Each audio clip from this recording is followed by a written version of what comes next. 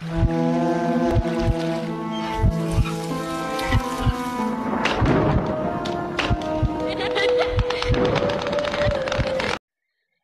Hotel के आलीशान कमरे में एक लड़की की लाश मिलती है। कमरे के दरवाजे पर ताला बंद, अंदर सिर्फ लड़की की लाश और बेड पर बिखरे नोटों का ढेर। पुलिस को कोई सुराग नहीं मिलता, लेकिन सवाल ये था कि वो लड़की है कौन और वहां कैसे पहुंची। और उससे बड़ा भी ये सवाल था कि इस 5 स्टार होटल में आकर इस लड़की की हत्या किसने की। दोस्तों नमस्कार, मैं ज्योति सिंह, आपके अपने चैनल क्राइम शूट में आप सबका हार्दिक स्वागत है। दोस्तों आगे बढ़ने से पहले अगर आपने अभी तक हमारे चैनल को सब्सक्राइब नहीं किया है तो ऐसे ही क्राइम स्टोरी जानने के लिए आप हमारे चैनल को जरूर सब्सक्राइब करें।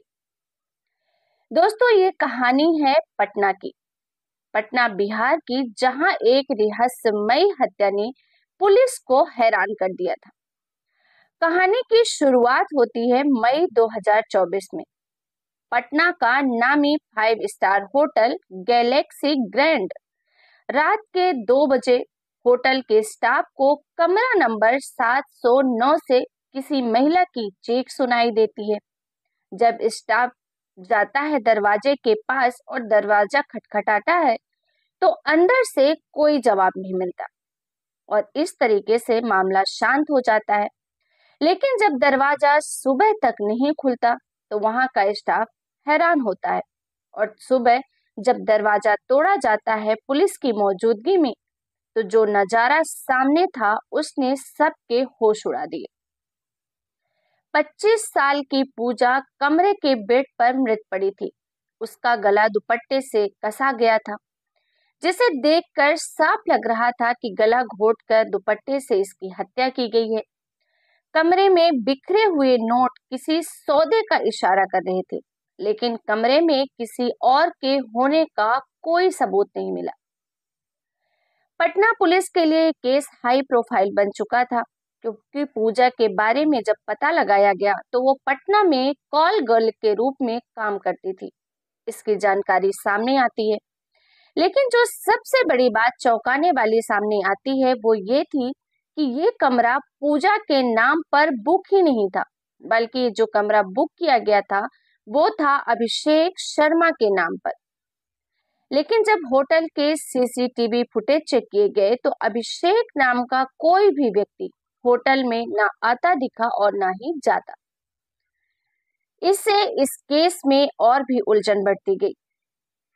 आखिरी रास्ता, पुलिस ने सबसे पहले पूजा के मोबाइल की जांच शुरू करी और जांच में ये बात सामने आई कि पिछली रात में जो कॉल डिटेल्स थी उससे एक नंबर से बार बार कॉल हो रही थी और बात हो रही थी, और वो नंबर था राहुल सिंह नाम के व्यक्ति का।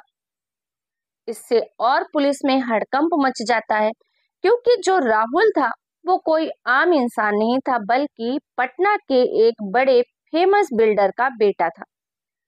पुलिस ने तुरंत ही राहुल को अरेस्ट करती है, पूछताछ के लिए ले जाती है, लेकिन पूछताछ में जो उसने बताया कि वो पूजा को जानता जरूर था, लेकिन उस रात वो उससे नहीं मिला और राहुल ने खुद को पूरी तरीके से निर्दोष बताया।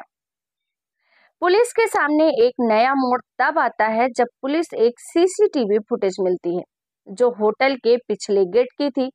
वहां से एक व्यक्ति चेहरे को ढककर बाहर जाते हुए देखा गया, लेकिन चौंकाने वाली बात यह थी कि उसके हाथ में वही बैग था जो पूजा के कमरे में रखा हुआ था।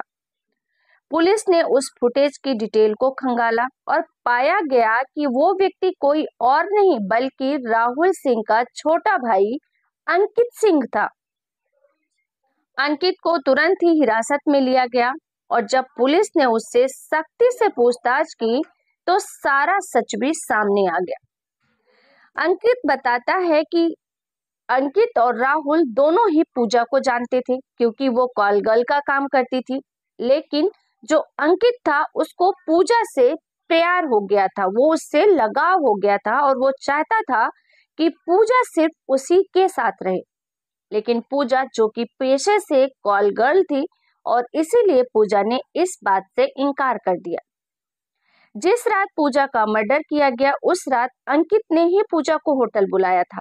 उसने कहा कि वो उससे शादी करना चाहता है, लेकिन जब पूजा ने मना किया तो दोनों में झगड़ा होने लगा और झगड़ा इतना ज्यादा बढ़ गया कि गुस्से में अंकित ने पूजा का गला दुपट्टे से घोंटकर उसकी हत्या कर दी।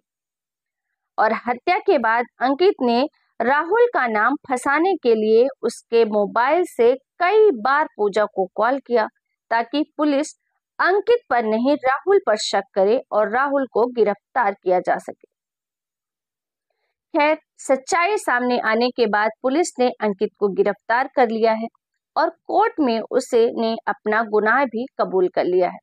साथ ही उसे आजीवन कारावास की सजा भी सुना दी गई है। लेकिन दोस्तों, इस कहानी का सबसे बड़ा झटका ये था कि अंकित ने ये साजिश इतनी सफाई से रची थी कि अगर पुलिस को बैग के दरवाजे का सीसीटीवी फुटेज ना मिलता तो शायद राहुल ही सलाखों के पीछे होता या फिर जो असली सच्चाई है वो कभी सामने नहीं आती।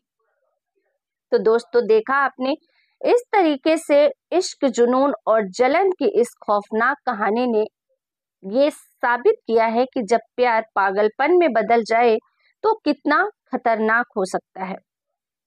दोस्तों, आप इस सच्ची घटना के बारे में आप क्या कहना चाहेंगे? आपके सुझाव कमेंट में जरूर बताएं।